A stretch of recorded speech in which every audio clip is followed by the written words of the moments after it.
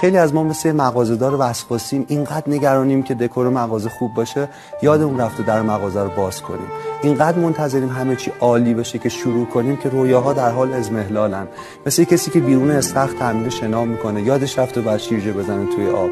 کسی که یه هدفو 40 سال نشونه گرفته یادش رفته بعد شلیک کنه. من میخوام بگم در مغازه رو باز کنیم، بپریم توی آب، شلیک کنیم، شروع کنیم اون صدایی که درون ماست، چون زندگی به طرز بیرحمانه کوتاهه و این صداهای افسردگی به ما یادآوری میکنه که باید کاری کرد، باید رد پایی در این سیاره برجا گذاشتیم. وقتی شروع هم میکنیم قرار نیست همه چیز عالی پیش بره.